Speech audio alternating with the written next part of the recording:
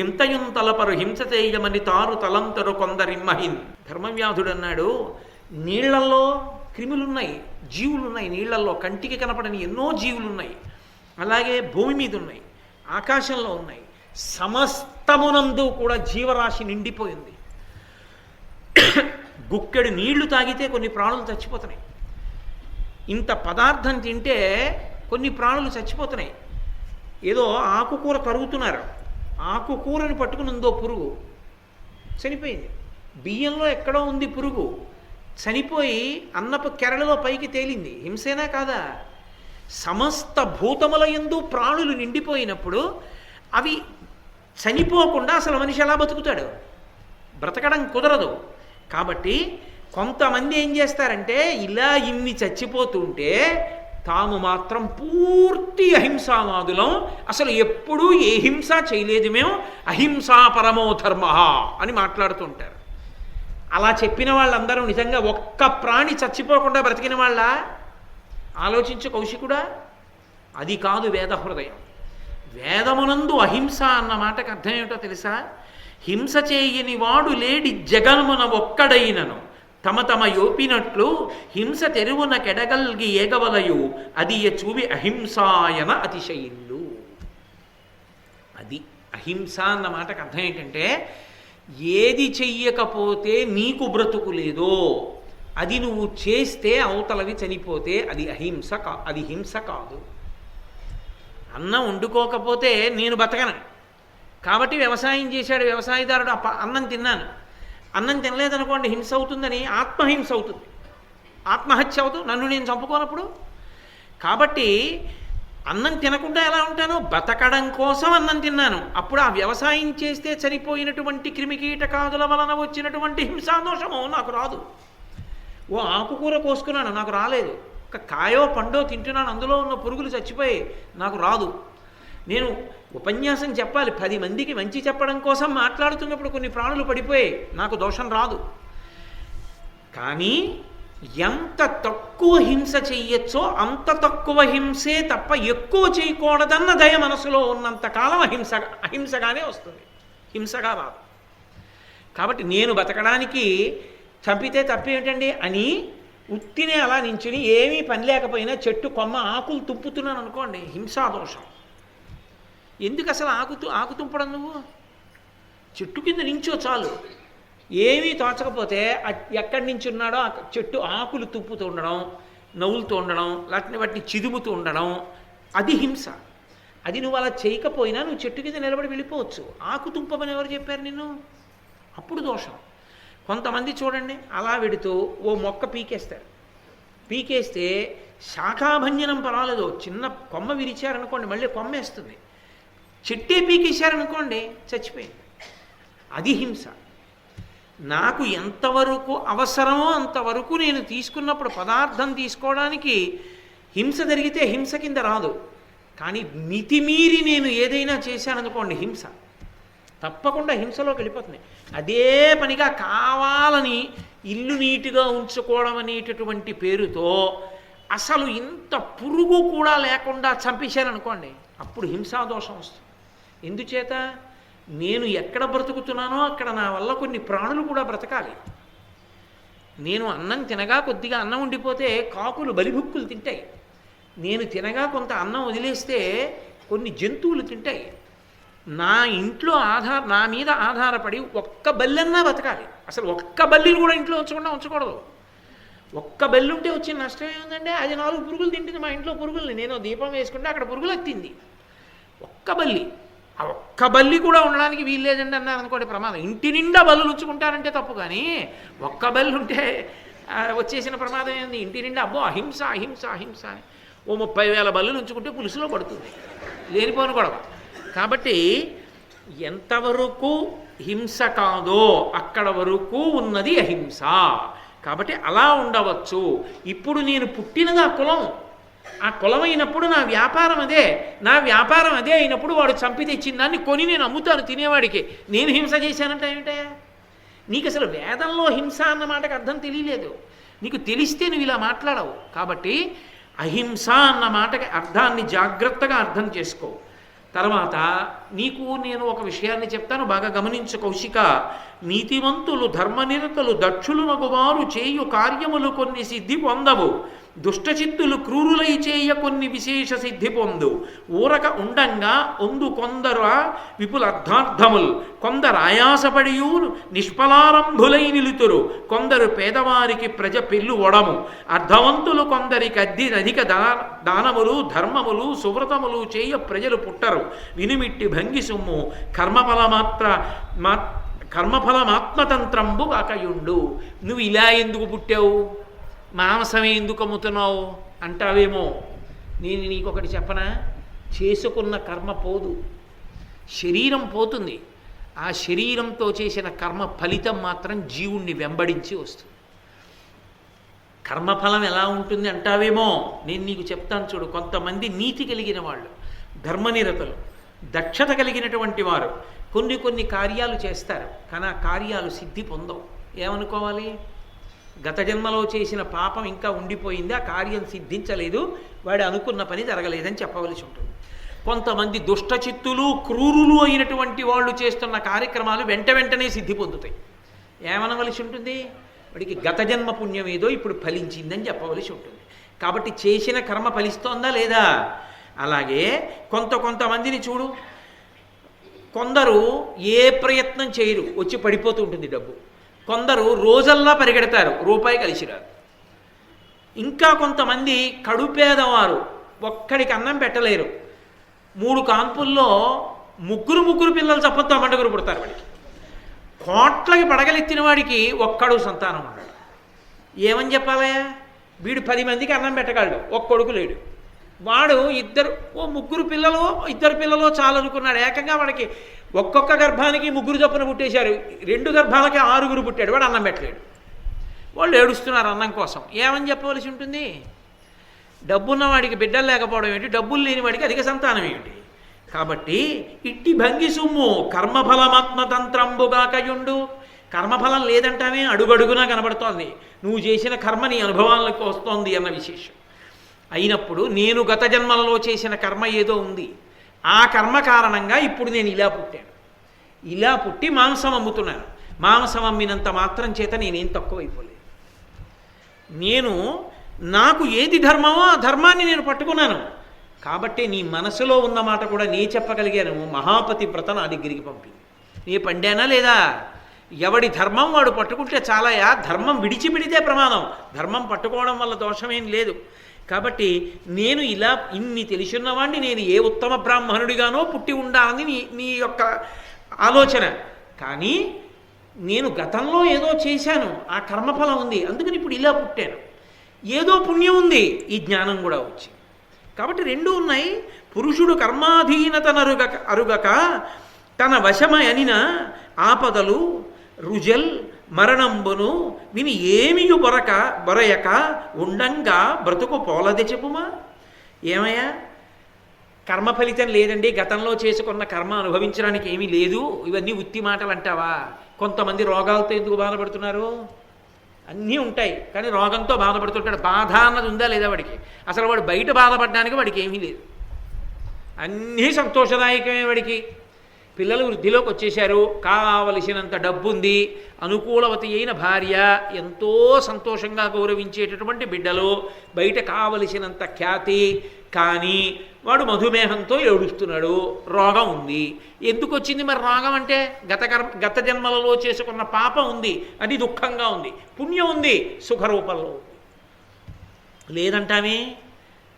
కర్మయందు దోషం, చేసుకున్న కర్మ వెంబడించకపోతే రోగాలు ఎందుకు వస్తున్నాయి లోకంలో? ఆపదలు ఎందుకు వస్తున్నాయి? ఆపద అన్న మాటకు అర్థం ఏంటో తెలుసా? మీ ప్రయత్నము చేత మీరు తప్పించుకోలేని దానికి ఆపద అని పేరు. ఆపద అంటే గత జన్మలలో చేసినటువంటి తప్పు పనిని దృష్టిలో పెట్టుకుని పరమేశ్వరుడు మనం తప్పుకోవడానికి, మన బుద్ధితో నిర్ణయం చేసుకోవడానికి అవకాశం లేకుండా మనం ప్రమాదానికి వశమయ్యేటట్టుగా చేసి దుఃఖపడేటట్టుగా చేసినటువంటి సంఘటనకు ప్రమాదము, ఆపద అని పేరు. నేను మీకు ఒక ఉదాహరణ చెప్పాలంటే, నేను ఇలా వెళ్ళిపోతుంటే ఆపద అంటే నిజంగా నేను యథార్థంగా జరిగిన సంఘటనే చెప్తున్నా. నేను ఇలా వెళ్ళిపోతున్నాను. ఒకసారి ఏదో పాడుపడిపోయిన స్థలంలో ఉంది, దానికి గోడ కట్టుంది, అది ఎవరో కొనుక్కుని ఇల్లు కట్టుకుందని ఆ గోడ బదలు కొట్టారు సామాన్ లోపలికి తీసుకెళ్ళడానికి, ఇసుక అవిని. అందులో ఆవులు ఉన్నాయి గడ్డి మేస్తూ, ఎప్పటి నుంచో వాటికి అలవాట్లా ఉంది. అకస్మాత్తుగా ఎవడో లోపల వాటిని తరివాడు, అవి ఒక్కసారి బయటికి పరిగెత్తుకొచ్చాయి. నేను ఎడం పక్కన వెళ్తున్నాను బండి మీద, వచ్చి ఒక్కసారి మీద పడిపోయి. అప్పుడు అన్ని మీద పడిపోతే నేను ఏమైపోతాను? సహజంగా బండి మించి కింద పడిపోతాను. పడిపోతే నా కాలు విరగచ్చు, చెయ్యి విరగచ్చు, ఏమైనా తగలచ్చు. అప్పుడు నేను నా బుద్ధి చేత తప్పుకోవడానికి ఏమైనా ఉంటుందా? ఆ వచ్చి మీద పడిపోయి ఇంక నేనేం తప్పుకోను, ఏం ఉండదు. ఇలా వెళ్ళిపోతుంటే చటుక్కునటి నుంచి ఓ పాము వచ్చింది, ఆ చెట్టు కింద చెట్టు మీద నుంచి చెట్టు తిరుగుడు పాము దూకింది. ఆపద నా బుద్ధితో నేను తప్పుకోవడానికి ఉండదు. అప్పుడు ఎవరో తెలుసా రక్షకుడు, వీడిని మనం పడగొట్టద్దు, వీడిని ఉంచవచ్చు అని మళ్ళీ భయం వరకే ఆప్ చేసి అన్ని మీద పడిపోతే కింద పడిపోయి 3 నెలలు హాస్పిటల్లో ఉండి కట్టుకు తిరగకుండా చెయ్యగలిగిన వాడు కూడా పరమేశ్వరుడు. ఇన్ని మీదకొచ్చే అదేంటో నేను పడిపోకుండా ఎలా ఉండగలిగాను అనుకునేటప్పటికి ఆవులన్నీ వెళ్ళిపోయి అనుకోండి.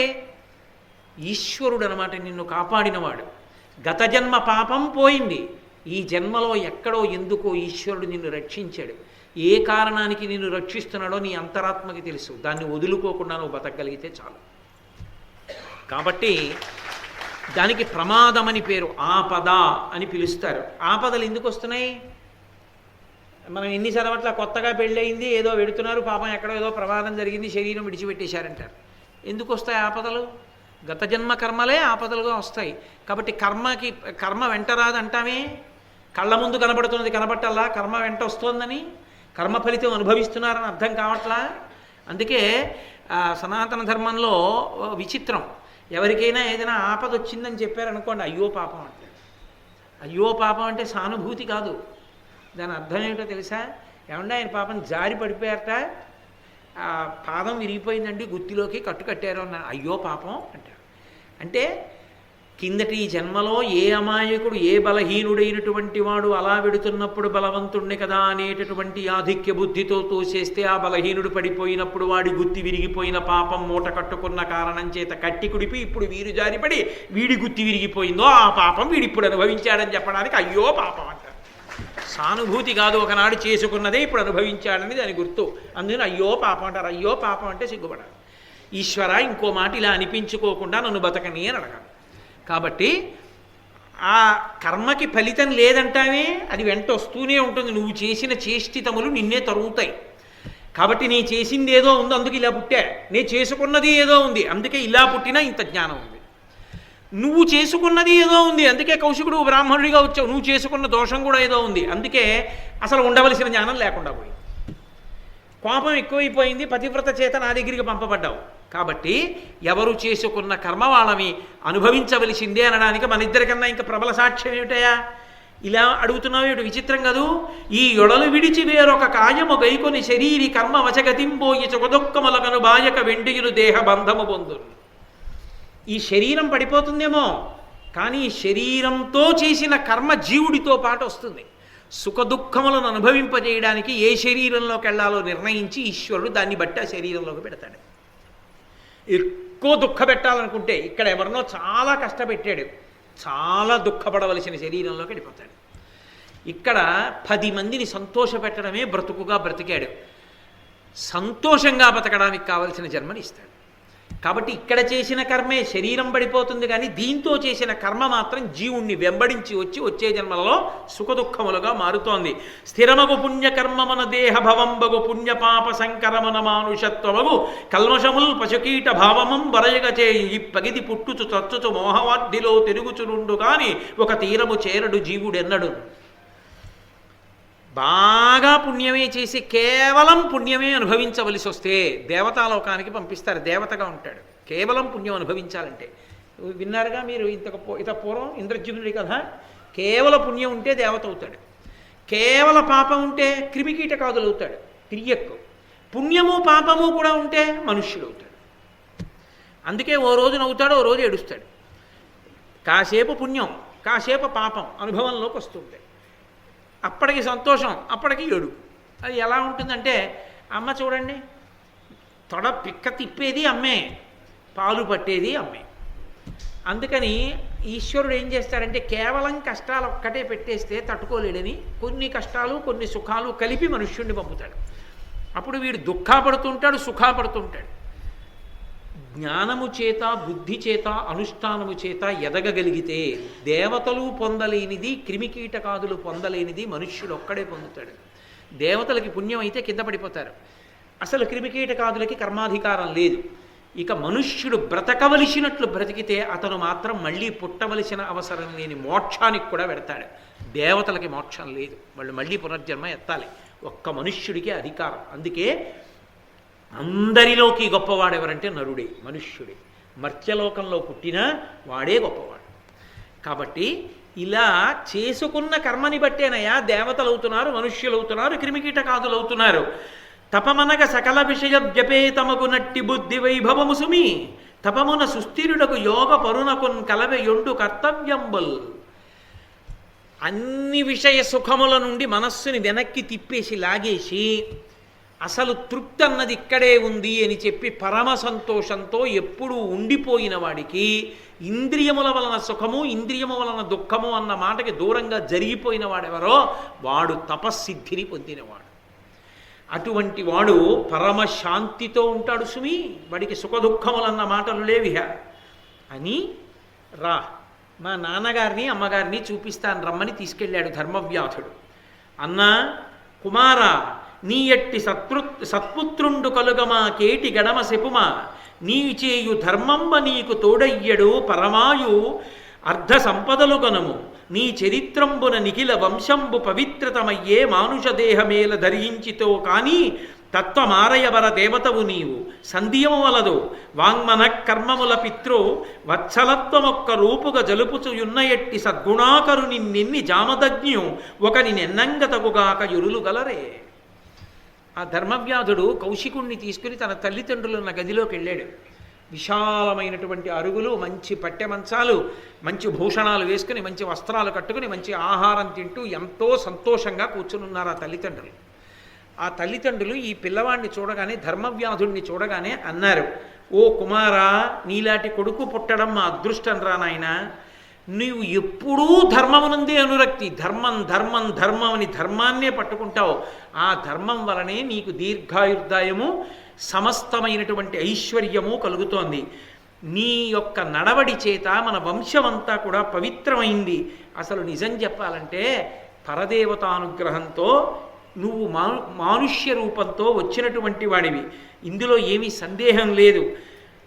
మనస్సు, వాక్కు, కర్మ ఈ మూడింటితోటి తల్లిదండ్రుల్ని గౌరవించడము అన్న మాటకి ఎవరినైనా చెప్పవలసి వస్తే ముందు నిన్ను చెప్పి తర్వాత పరశురాముణ్ణి చెప్పాలి. పరశురాముణ్ణి చెప్పి నిన్ను కాదు. పరశురాముడు జమదగ్ని మాట విని తల్లిని చంపాడు. ధర్మం కోసం పరశురాముడు నిలబడ్డాడని చెప్పవలసి వస్తే పరశురాముడి కన్నా నువ్వే గొప్పవాడి, ముందు నిన్ను చెప్పి ఆయన్ని చెప్పాలి. అటువంటి వాడివిరా తండ్రి, నిన్ను కొడుకుగా పొందడం మా అదృష్టం అని ఆ తల్లిదండ్రులు మురిసిపోతున్నారు. విన్నాడు కౌశికుడు. ధర్మవ్యాధుడు చెప్పాడు, జననుతా వీరునా జననియు జనకుండు చూవే వీరలకు శుశ్రూష చేసి ఇట్టి పరిజ్ఞానమేను ప్రాపించితి అమరుల పూజింతురద్ధి నెల్లవారును ఒండు దైవంబుల నిరుగా ఈ వృద్ధుల నా పాలి వేల్పులనగా కమనీయ ఫలపుష్ప గంధ భూషణ వస్త్రములు మనోహర భక్ష్య భోజ్యములను వీరికెప్పుడు నివేదింతు వేట్క పుత్ర దార సహితుండనై నియతముగ సేవ యాచరింతును వేదముల్ యజ్ఞముల్ వ్రతంబులు వీరనాకను తలపు దృఢము. ఓయ్ కౌశికుడా, చూడు, వీళ్ళిద్దరూ నా తల్లిదండ్రులు. నేను ఎప్పుడూ వీళ్ళ శుశ్రూష చేస్తూ ఉంటాను, వీళ్ళ ఆజ్ఞ పాటిస్తూ ఉంటాను. అందరూ దేవతల్ని పూజిస్తారు. నా దృష్టిలో ఈ తల్లిదండ్రుల కన్నా కూడా దేవతలు ఇక లోకంలో లేరు. తల్లి తండ్రియే దేవతలు. అందుకే నేను పూజ చేయడం కాదు, నేను గుడికెడితే నా భార్యా పిల్లలతో వెళ్ళినట్టు తల్లిదండ్రుల సేవ చేసేటప్పుడు నేను నా భార్యా బిడ్డలతో కలిపి చేస్తుంటాను. అంతకన్నా దేవతా సేవ లేదు అని చేస్తూ ఉంటాను. వాళ్ళకే కమనీయమైనటువంటి ఫలములు, పుష్పములు, మంచి మంచి పదార్థములు అన్నీ తీసుకొచ్చి ఇస్తాను. చందనం తీసి వాళ్ళకే అలదుతాను.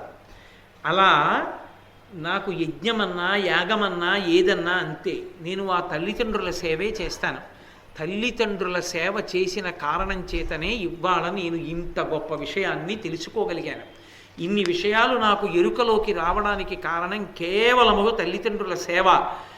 బాగా జ్ఞాపకం పెట్టుకో కౌశికుడా, ఈ లోకంలో 5గురిని పూజించడం మర్చిపోకూడదు.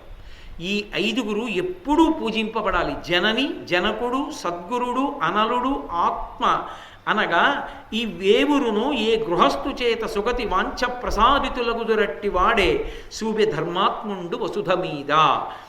తల్లి, తండ్రి, గురువు, అగ్ని, ఆత్మ, ఈ 5గురిని ఎప్పుడూ పూజ చెయ్యాలి. ఈ 5గురిని పూజ చేసిన వాడెవరున్నాడో వాడే గృహస్థు అని పెంచుకుంటాడు.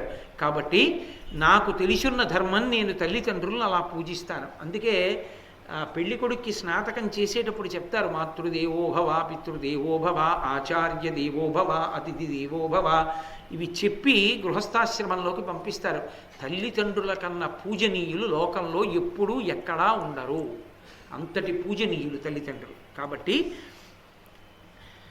నీకు సరి అయిన జ్ఞానము కలగకపోవడానికి కౌశిక, నీకు ముందు కోపం రావడం, తర్వాత పశ్చాత్తాపడుతూ ఉండడం, ఇలాంటివి కలగడానికి కారణం ఏమిటో చెప్పమంటావా?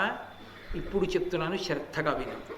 ఎంతయు వృద్ధులై తమకు నీ ఒకరుండ తప్పగాన అత్యంత ముదంబునన్ బ్రతుకు తల్లిని తండ్రిని నుజ్జగించి నిశ్చిందుండవై సదాధ్యాయన శైలతవారియనుజ్ఞలేక ఏకాంతమ ఎమ్మెయిన్ వెడలి తక్కట నీవు గరంబు క్రూరతన్. నీ తల్లిదండ్రులకి నువ్వు ఒక్కడివే కొడుకువి. నీ తల్లి తండ్రి వాళ్ళ ప్రేమంతా నీ మీద పెట్టుకున్నారు. నువ్వు వాళ్ళిద్దరినీ విడిచిపెట్టేసి నువ్వు తపస్సు చేస్తున్నానన్న పేరుతో చెట్టు కింద కూర్చుని అమ్మాయం చేసుకుంటూ జపం చేసుకుంటూ కూర్చున్నావు. వాళ్ళిద్దరూ నీ కోసం ఏడిచి ఏడిచి ఏడిచి ఏడిచి చిట్ట చివరికి ఏమైపోయారో తెలుసా? నీక వగచి వగచి నిర్భిన్న హృదయులై విగత చెక్షులైరి వినవే వారలరిగి ఇంకనైనా ఆ ముదుసళ్ళ ఉగ్ర శోకవహ్ని నర్పవయ్యా. ఏడిచి ఏడిచి ఏడిచి నీ తల్లిదండ్రులిద్దరికీ కళ్ళు పోయి వాళ్ళు వస్తువుల్ని చూడలేక ఇంకా ఏడుస్తూనే ఉన్నారు నీకోసం. ఇప్పటికైనా బుద్ధి తెచ్చుకొని నీ తల్లిదండ్రుల సేవ చేయడం మొదలుపెట్టు.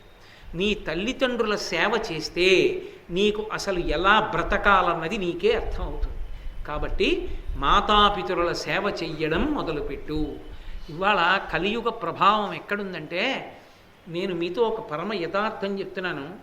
నేను ఊళ్ళు వెళ్ళినప్పుడు గోపాలకృష్ణ గారికి కూడా తెలుసు, ఆయన కూడా నా పక్కన ఉన్నారు.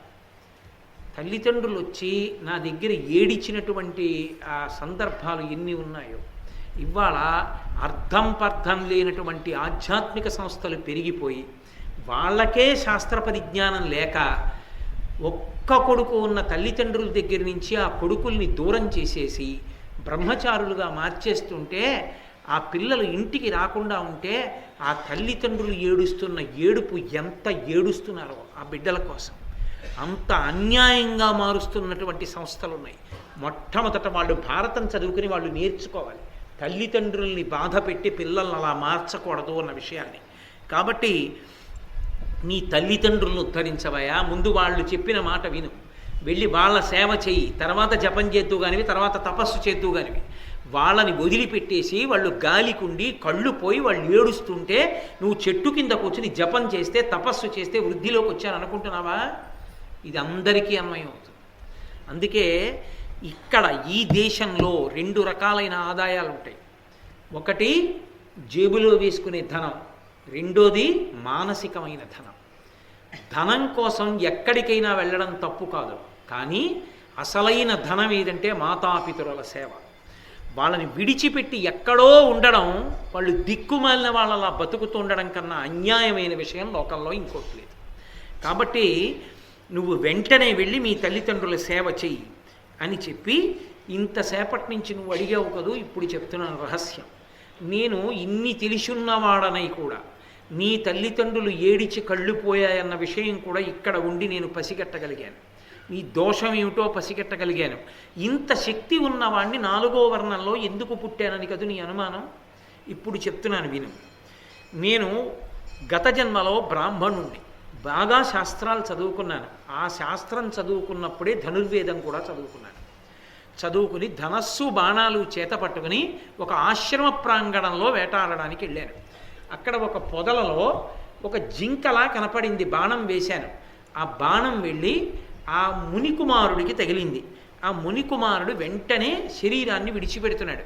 నేను గబగబా వెళ్ళి చూడలేదయ్యా, నీ మీద బాణం వేశాను, నన్ను మన్నించు అన్నాను.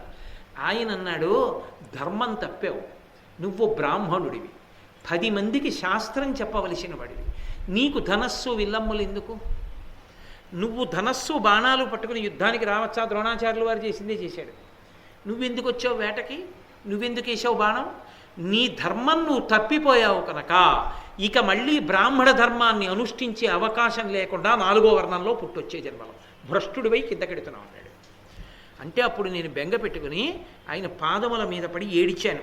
అయ్యా, నన్ను రక్షించండి అని అడిగాను. దానివలన నిన్ను శూద్రుగా తలపనే రఘుణాకరా, నీ చరిత్రమున్ కనమది అద్భుతం వలసె కావున ఎయ్యది కారణంబుగా ననరగనిట్టి జన్మమునొందితి చెప్పుము భూతభావి వర్తనములయందు నీకు విదితంబులుగా నివి కల్గవిమ్మీన్ అని కదా అడిగావు.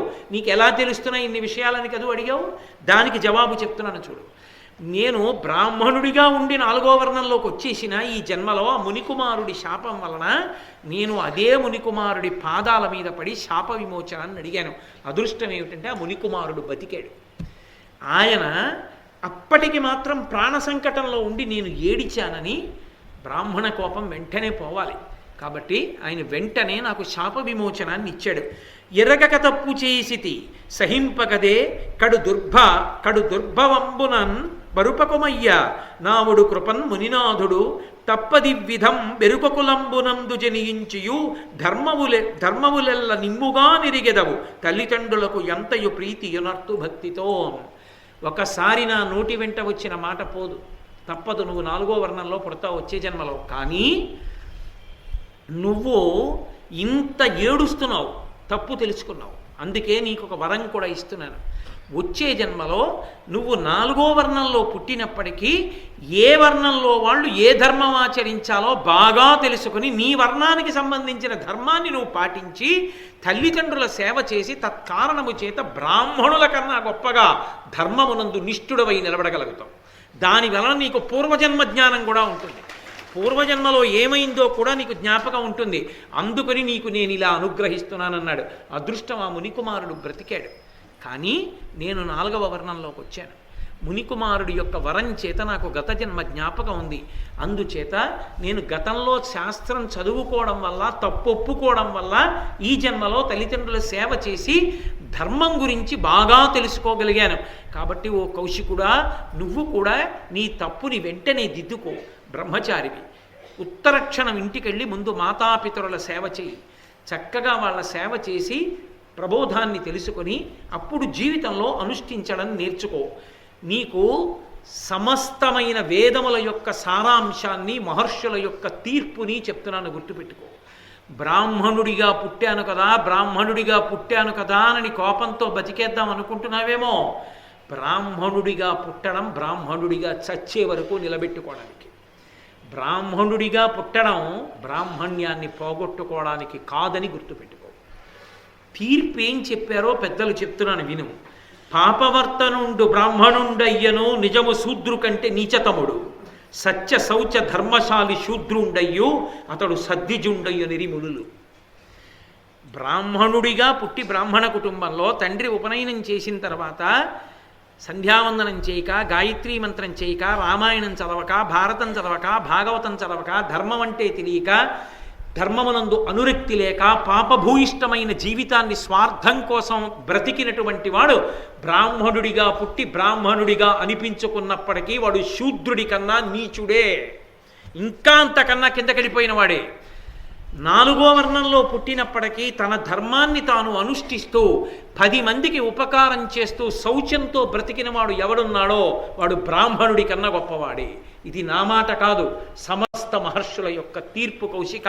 అందుకని అలా పాడైపోకు, వెళ్ళి తల్లిదండ్రుల్ని సేవించు, జీవితాన్ని ఒబ్బిడి చేసుకో అన్నాడు. వెంటనే ఆ కౌశికుడు అన్నాడు, అతులిత పుణ్యమూర్తివి, కృతాత్ముడవిందును నీవు ధర్మమూర్జితముగా ఎప్పుడే మరక చేయుచునుండుము, నిత్య శోభన స్థితి వెలుగొందు నేను భవదీయ సమాగతి చేసి ధర్మ సుస్థితమతినైతి నన్ను అనుమతింప కుణాకరా పోయి వచ్చేదన్. ఎంత సంతోషంగా ఉందోనయ్యా ధర్మవ్యాధుడా, నిన్ను చూస్తే అతులిత పుణ్యమూర్తివి, పోల్చి చెప్పడానికి వీలు లేనంత పుణ్యాన్ని సంపాదించిన వాడివి, కృతాత్ముడవైతివి, నీకు ధర్మము బాగా తెలుసు, ధర్మ సూక్ష్మాలు, చక్కగా నువ్వు వృద్ధిలోకి వచ్చి సమస్త శోభనములను పొందు. నిన్ను కలవడం వల్ల నాకు ధర్మం అంటే ఏమిటో తెలిసింది, ఎవరు ఏది పట్టుకోవాలో పట్టుకుని ఎలా తరించాలో అర్థమైంది. కాబట్టి నేను కూడా నా జీవితాన్ని ధార్మికమైన మార్గంలో చక్కదిద్దుకుంటాను.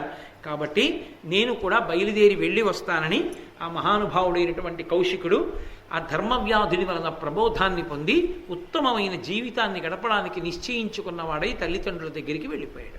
అంటే ఆయన బ్రాహ్మణ ధర్మాన్ని ఆయన పాటించి ఆయన తరించిపోయాడు అని గుర్తించవలసి ఉంటుంది. ధర్మరాజా, ఈ సమస్త లోకము ధర్మమును ఆశ్రయించి ఉంటుంది. ఆ ధర్మము వర్ణాశ్రమములను బట్టి ఉంటుంది. కాబట్టి అది తెలుసుకుని బ్రతికిన నాడు ఎవ్వరైనా తరించవచ్చు. ఒక పతివ్రతా ధర్మాన్ని ఆచరించి అంత శక్తి పొందింది. 4వ వర్ణంలో ఉన్న ధర్మవ్యాధుడు తన ధర్మాన్ని పట్టుకుని తానంత గొప్పవాడయ్యాడు. తార్క్షుని వంటి మహర్షులు తమ ధర్మాన్ని పట్టుకుని వాళ్ళంత గొప్పవాళ్ళు అయ్యారు. ఒక్కొక్క రాజు తాను పట్టుకోవలసిన ధర్మాన్ని పట్టుకుని తానంత గొప్పవాడయ్యాడు ఆ రాజు. కాబట్టి ఆ వైనుడన్న రాజు అంత గొప్పవాడయ్యాడు కదా అత్రి మహర్షికి దానం చేసి. కాబట్టి ఎవరు ఎలా బ్రతకాలో అలా బ్రతికితే ఆ ధర్మాన్ని వాళ్ళు పట్టుకుంటే ఎవ్వరైనా చిట్ట చివరికి చేరేది పరమేశ్వరుణ్ణే తప్ప ఎప్పుడూ కూడా ఒకళ్ళు ఇంకొకళ్ళతో పోటీలు పెట్టుకుని వీళ్ళు వాళ్ళలా వాళ్ళు వీళ్ళలా బతకాలన్న తాపత్రయాలు పెట్టుకోక్కర్లేదు. ఎవరి ధర్మాన్ని వాళ్ళు పాటిస్తే అందరూ పరమేశ్వరుణ్ణి చేరుతారు తప్ప పరమేశ్వరుడు ఎప్పుడూ కృతకంగా భేదకల్పన చేసి ఎవరిని పాడు చెయ్యాలని వ్యవస్థ నిర్మాణము చెయ్యడని గుర్తుంచుకో అని ధర్మరాజు గారికి మహానుభావుడైనటువంటి మార్కండేయ మహర్షి ప్రబోధం చేసి అగ్నిహోత్రుడు తపస్సు ఎందుకు చేశాడని అడిగాడు ధర్మరాజు గారు. ఎందుచేత అంటే అగ్ని సమస్త పుణ్యములకు ఆయనే కారకుడు. ఆయన్ని అశౌచం అంటదు అగ్నిహోత్రుడిని. ఏది ముట్టుకుని ఉన్నా అగ్ని పవిత్రుడే. అలా ఉండేటటువంటివి నీటికి కూడా ఇంకా అప్పుడప్పుడు అపవిత్రమైన వస్తువుని పట్టి ఉంటే అపవిత్రంగా ఉందంట. అవి ఆ మైల నీళ్ళు వస్తున్నాయి తప్పుకోండి అంటారేమో. ఏదో ఏ మృత శౌచం ఉన్నటువంటి గృహంలో బట్టనో పిడిస్తే కొంచెం దూరంగా పెడతారేమో ఒకవేళ. కానీ అగ్నిహోత్రానికి అలా లేదు. శవాన్ని కాలుస్తున్నా అగ్ని పవిత్రమే. శవాగ్ని ఉండదు, శవాన్ని కాలుస్తున్నా అగ్నిహోత్రం పవిత్రంగా ఉంటుంది.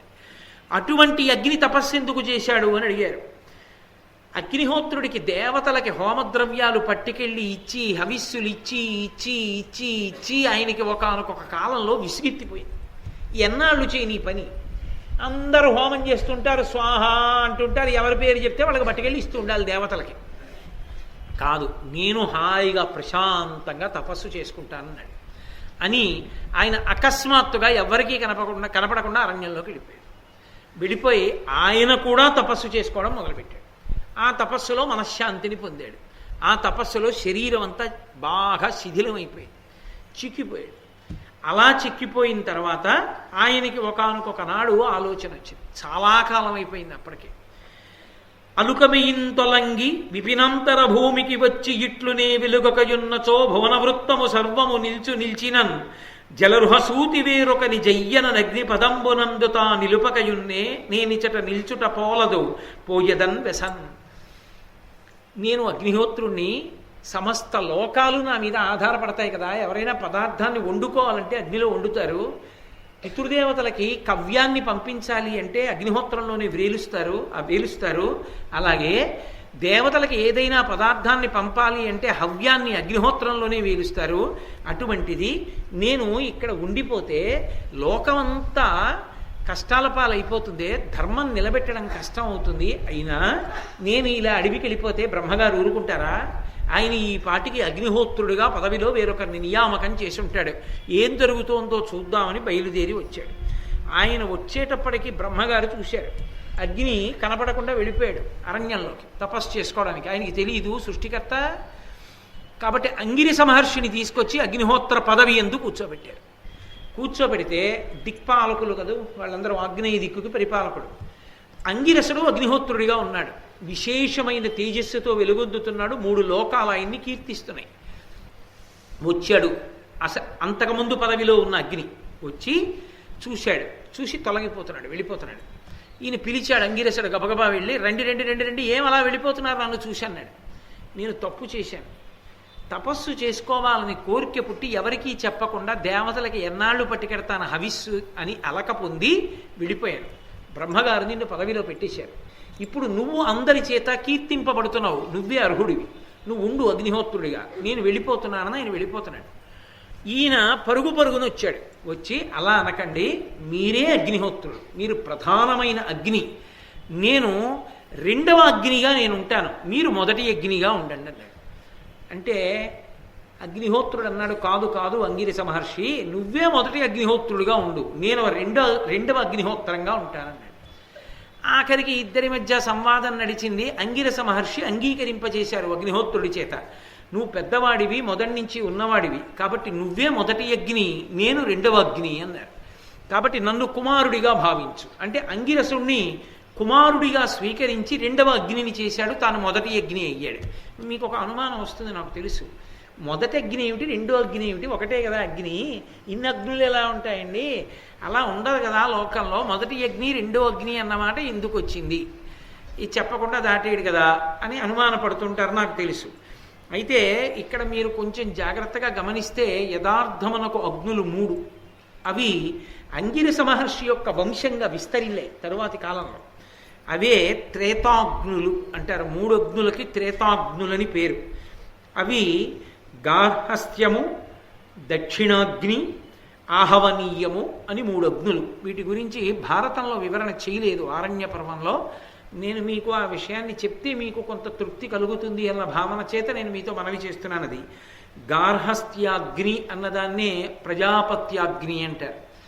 అగ్నిహోత్రం చేయడానికి అధికారం యథార్థానికి అందరికీ ఉంటుంది, చాతుర్వర్ణములకు అగ్నిహోత్రం ఉంది. ప్రత్యేకించి బ్రాహ్మణ గృహంలో అగ్నిహోత్రం నిరంతరం ఉండాలి. అందుకే రాత్రి 1 గంటకి సుముహూర్తం అయినా కూడా అగ్నిహోత్రం చేయిస్తారు, ప్రధాన హోమం చేస్తారు రాత్రి.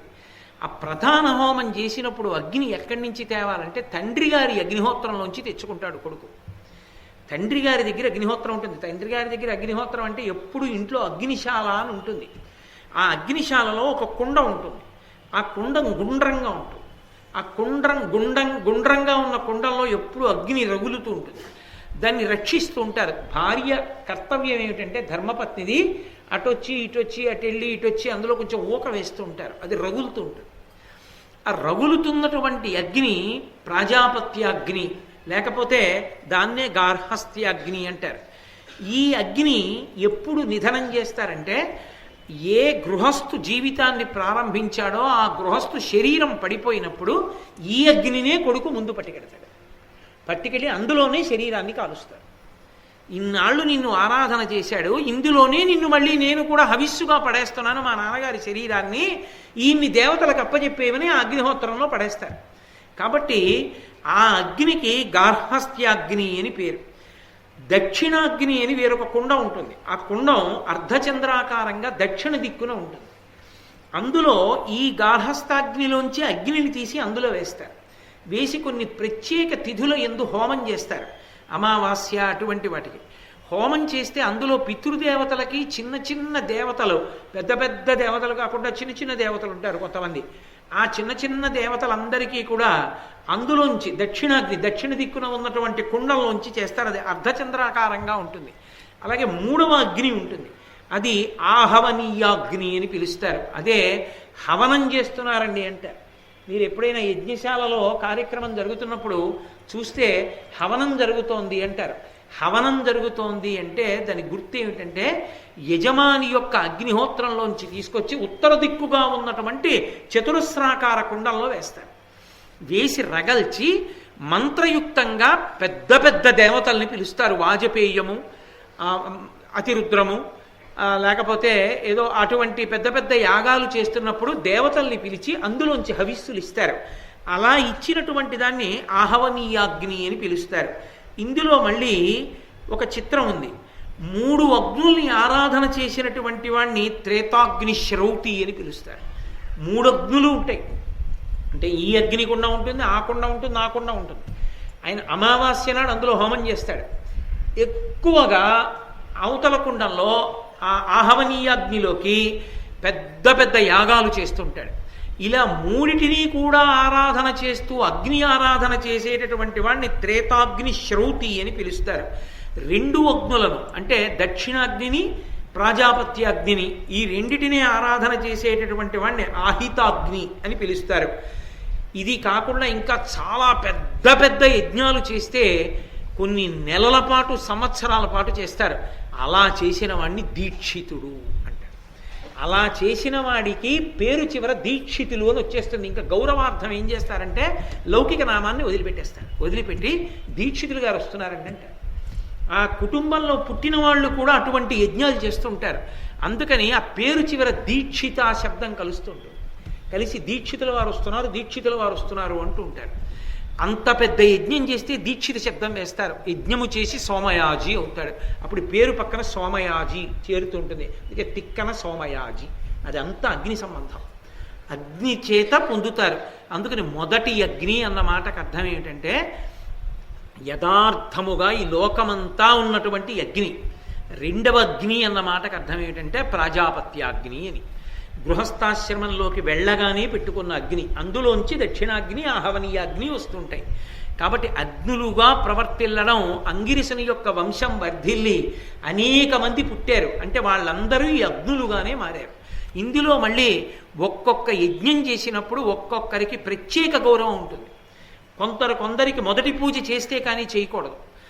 అలా చెయ్యకుండా యజ్ఞం చెయ్యాలి. అలాగే కొన్ని యజ్ఞాలు ఉంటాయి. ఆ యజ్ఞం చేస్తే దక్షిణ ఎవరికి ఇవ్వాలి అని నిర్ణయం వచ్చిందనుకోండి, అటువంటి పెద్ద పెద్ద యజ్ఞాలు చేసినప్పుడు ఆత్రేయ సగోత్రీకుల్ని తీసుకెళ్ళి మొట్టమొదట వారికి ఇస్తారు ఆ తాంబూలాన్ని. వాళ్ళు యజ్ఞంలో ఋత్విక్కుగా ఉన్నా ఉండకపోయినా కూడా ఆత్రేయ సగోత్రీకులకి అంత గౌరవం ఉంది. వారిని తీసుకెళ్ళి ఆత్రేయ సగోత్రీకులు ఎవరైనా మంటపంలో ఉంటే ఉన్నారా అని అడిగి ప్రథమ తాంబూలం ఇస్తారు. కొన్ని పెద్ద పెద్ద యజ్ఞాల్లో ఆత్రేయ సగోత్రీకులు ఉంటే వాళ్ళకి ఇవ్వాలి ఆ తాంబూలం అని. ఒక్కొక్క గోత్రానికి అలా శక్తి ఉంటుంది. కాబట్టి తాను ఏ గోత్రంలో పుట్టాడో ఆ గోత్ర గౌరవం ఏమిటో తెలుసుకుని ఉండాలి లోకంలో. కాబట్టి ఆ అగ్ని రెండవ అగ్ని మొదటి అగ్ని అన్న మాటలు అందుకు వచ్చాయి. కాబట్టి ఇప్పుడు అగ్నిహోత్రుడిగా ఉన్నాడు, అంగిరసుడు రెండవ అగ్నిహోత్రుడుగా ఉన్నాడు, రెండవ అగ్నిగా ఉన్నాడు. ఇలా వీళ్ళు చక్కగా వర్ధిల్లుతున్నారు. లోకమంతా కూడా ఎంతో సంతోషంగా ఉంది. ఒకానొకప్పుడు మళ్ళీ ఒక చిత్రం జరిగింది. అగ్నిహోత్రుడికి మళ్ళీ కోరిక పుట్టింది. ఎన్నాళ్ళు మళ్ళీ ఏదో తపస్సుకు పోయిన వాడిని ఆ తపస్సు చేసుకోకుండా ఏమవుతోంది లోకంలో, లోకం ఎలా ఉంది, నా పదవిలో ఎవరినన్నా పెట్టారా చూడ్డానికి వచ్చాను, అబ్బా మళ్ళీ విసుగొస్తోంది ఈ పట్టికెళ్ళడం, దేవతలకి ఈ హోమద్రవ్యాలన్నీ ఇవ్వడం. ఇలా కాదని చెప్పి ఒక రోజున అధర్వుడు, అంటే అక్కడే హోమం చేసేటప్పుడు సాయం చేసేవాళ్ళు ముఖ్యమైన వాళ్ళు నలుగురు ఉంటారు. అందులో అధర్వుడు ఒకడు. బ్రహ్మస్థానం ప్రధాన స్థానం. ఆ అధర్వుడికి తన స్థానాన్ని అప్పగించి దేవతలకి హోమద్రవ్యాలను అందచేయమని నియామకం చేసేసి ఆయన సముద్రం లోపలికి వెళ్ళిపోయాడు. ఆయన సముద్రం లోపలికి వెళ్ళిపోతే దేవతలందరూ వెతుక్కున్నారు. ఏడి అగ్నిహోత్రుడు మళ్ళీ కనబట్టలేదు, ఎక్కడికి వెళ్ళాడని వెతికారు. వెతికితే చేపలు చెప్పేశాయి, మా దగ్గరికి వచ్చాడు, సముద్రపు అడుగును ఉన్నాడు, ఇక్కడ కూర్చుని తపస్సు చేసుకుంటున్నాడు అన్నాయి. వెంటనే అగ్నిహోత్రుడి దగ్గరికి వెళ్ళి ప్రార్థన చేశారు. అలా కూర్చుంటే ఎలాగయ్యా బయటికి రమ్మన్నారు. ఆయనకి మీకు ఎవరు చెప్పారు నేను ఇక్కడ ఉన్నానని అడిగాడు. చేపలు చెప్పాయన్నారు. లోకంలో మీతో చెప్పా పరదేవతా శాసనం అని ఒకటి నడుస్తూ ఉంటుంది.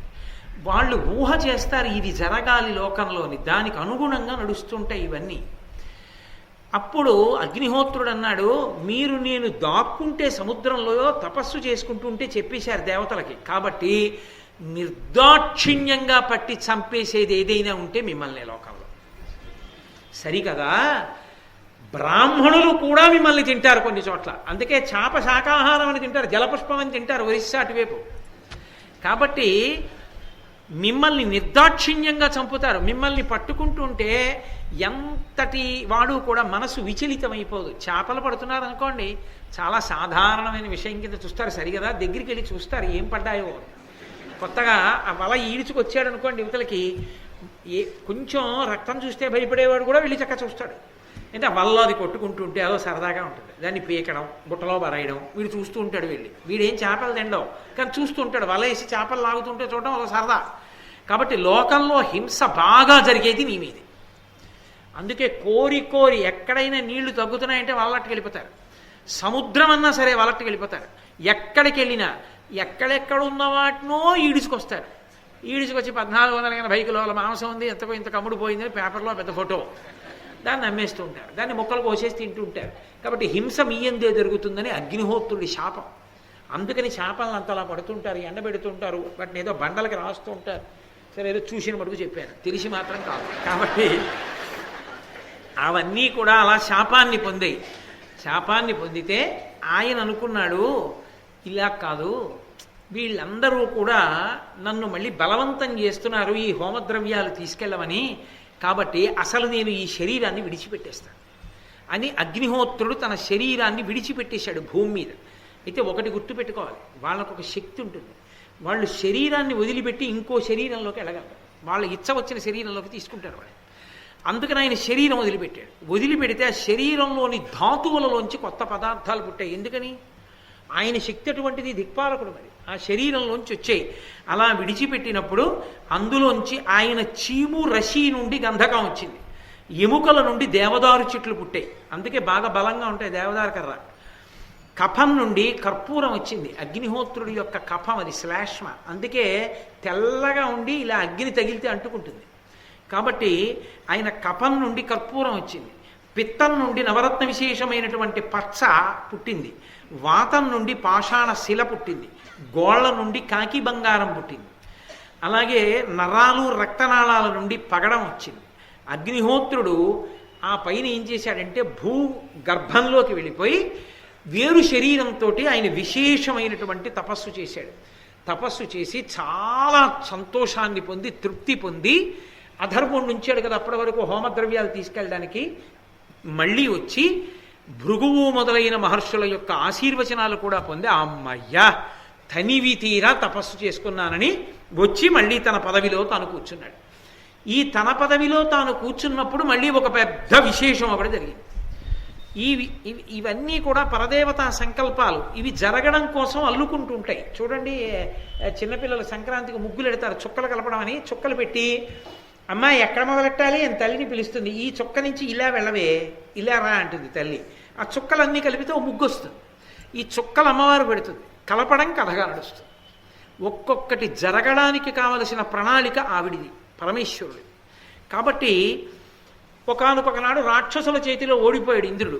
ఎలా గెలుస్తాను అని ఆలోచించుకుంటూ చాలా బాధ పొందుతూ మానసము అన్న పర్వతం ఎక్కి కూర్చున్నాడు. ఎక్కి కూర్చున్న సమయంలో ఒక ఆడది అరుస్తూ వెళ్ళిపోతోంది, రక్షించండి రక్షించండి రక్షించండి అని. ఈయన వెళ్ళి రాక్షసుడు పట్టుకుపోతున్న ఆ స్త్రీని రక్షించాడు.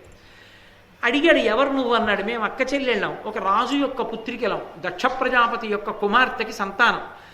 నా పేరు దేవసేన, నా అక్క పేరు దైత్యసేన. మా అక్కకి రాక్షసుడంటే ఇష్టం, వాడితో వెళ్ళిపోయింది. నాకు వాడంటే అసహ్యం, నేను ఉండిపోయానండి. పేర్లు తెలిసిపోవట్లా మీకు? అందులో ఉన్న రహస్యం తెలియట్లా? దేవసేన అంటే మంచి బుద్ధులు, దైత్యసేన అంటే రాక్షస బుద్ధులు. రాక్షస బుద్ధులు రాక్షసుడితో పడతాయి, దేవసేన మంచి బుద్ధులు మంచివాడికి ఎడతాయి. అవి ఎక్కడో ఉండవు, ఇక్కడే ఉంటాయి. కాబట్టి ఇప్పుడు ఆ ఇంద్రుడు దేవసేనని తీసుకొచ్చాడు. తీసుకొచ్చి, అమ్మ నువ్వు దక్ష ప్రజాపతి యొక్క కుమార్తెకి కుమార్తె అని అంటున్నావు, మనవరాలివి.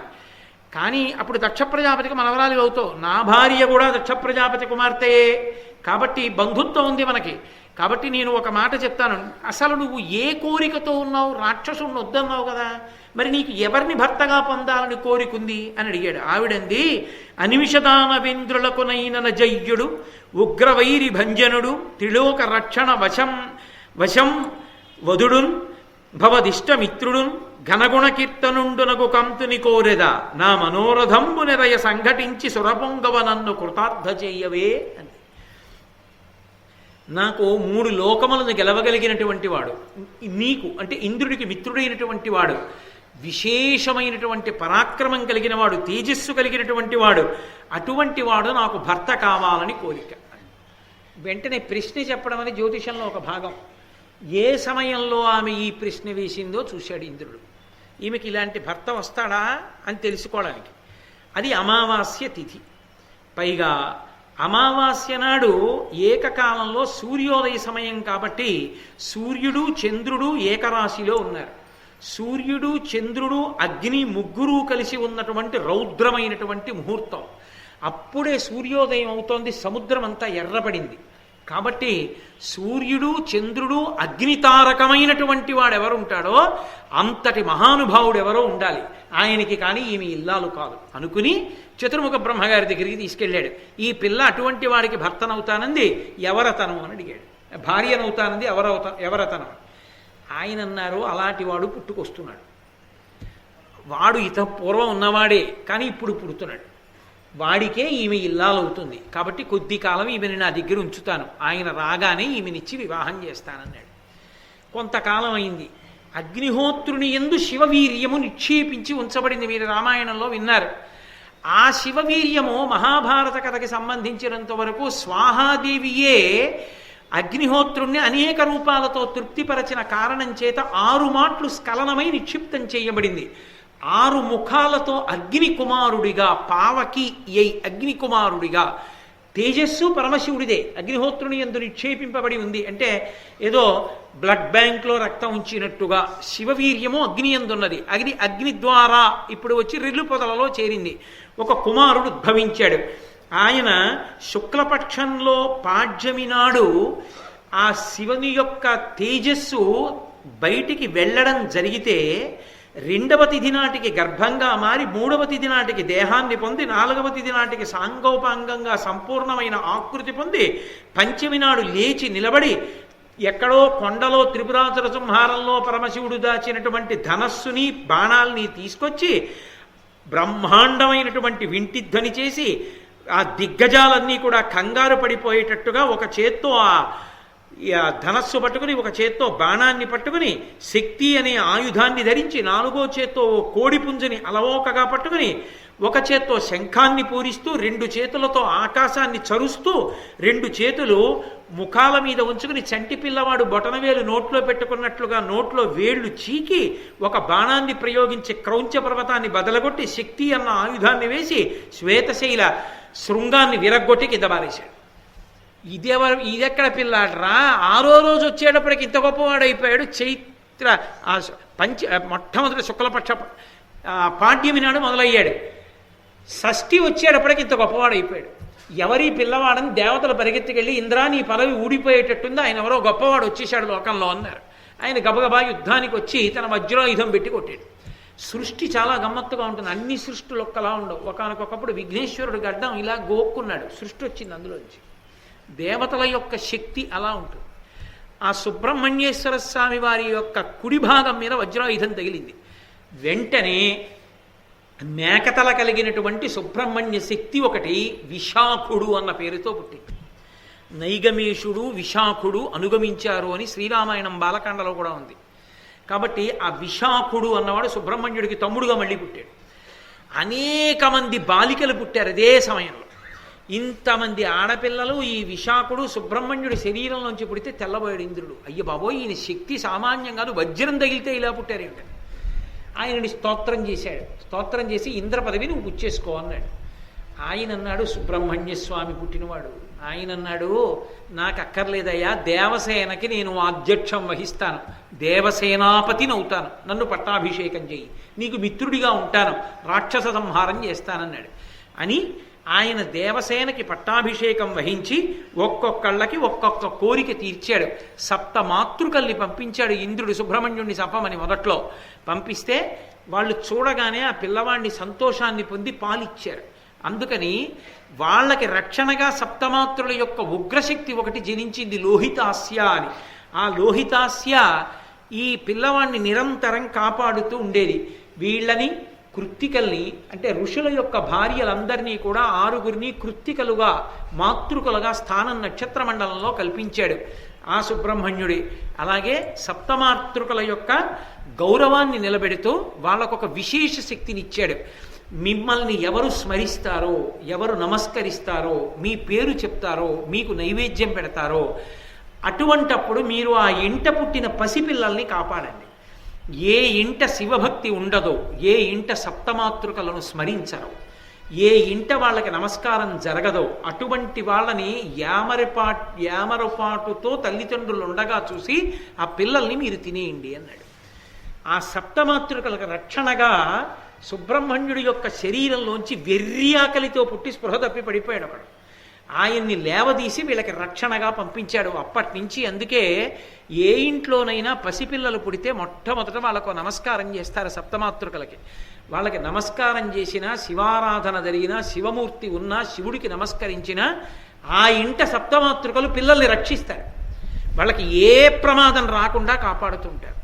ఇప్పటికీ అందుకే చంటి పిల్లలు అకస్మాత్ ఏడుస్తారు. నేను ఎందుకు అకస్మాత్తుగా పసిపిల్లలు గుక్క పట్టి ఏడుస్తారు అన్న విషయాన్ని మళ్ళీ పేరెందుకులేండి ఒక సుప్రసిద్ధ పిల్లల డాక్టర్ గారిని అడిగాను. అడిగితే ఆయన నాతో ఓ మాట అన్నారు.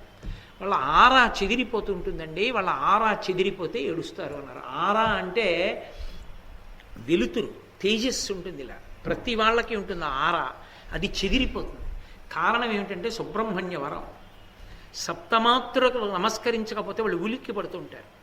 అలా ఆ పరమశివుడికి నమస్కరించి సప్తమాతృకలకి నమస్కరిస్తే వాళ్ళు కాపాడుతుంటారు పిల్లల్ని. వాళ్ళ దగ్గరికి ఏ ఉగ్రభూతాలు రాకుండా, చెనకకుండా ఎప్పుడూ కాపాడతారు. అందుకే అసలు నిజానికి చంటి పిల్లలు పుట్టిన ఇళ్ళు ఎక్కడుంటాయో అక్కడ మహాభారతం, ఆరణ్య పర్వం చదువుకోవాలి ఒకసారి. ఆ పిల్లలకి శ్రీరామ రక్ష ఎప్పుడూ కాపాడబడతారు, వాళ్ళు వృద్ధిలోకి వస్తారు. కాబట్టి ఆ విధంగా ఇంతమందిని అనుగ్రహించాడు మహానుభావుడు. స్కందాపస్మారము అని ఆ అంగరక్షకుడుగా సప్తమాతృకలకు ఇచ్చాడు. ఆ విధంగా ఉండి పరమశివుడు వచ్చి పార్వతీదేవిని, మా కుమారుడివి నువ్వు రమ్మంటే వాళ్లతో కలిసి భద్రవటము అనబడేటటువంటి పర్వత ప్రాంతానికి చేరి మహిషాసురుడు అనేటటువంటి రాక్షసుణ్ణి సంహరించి పరమశివుడికి ఎనలేని ప్రీతి కల్పించిన వాడై మహాజ్ఞాని అయి దేవసేనకంతటికీ కూడా ఆధ్యక్షాన్ని వహించాడు.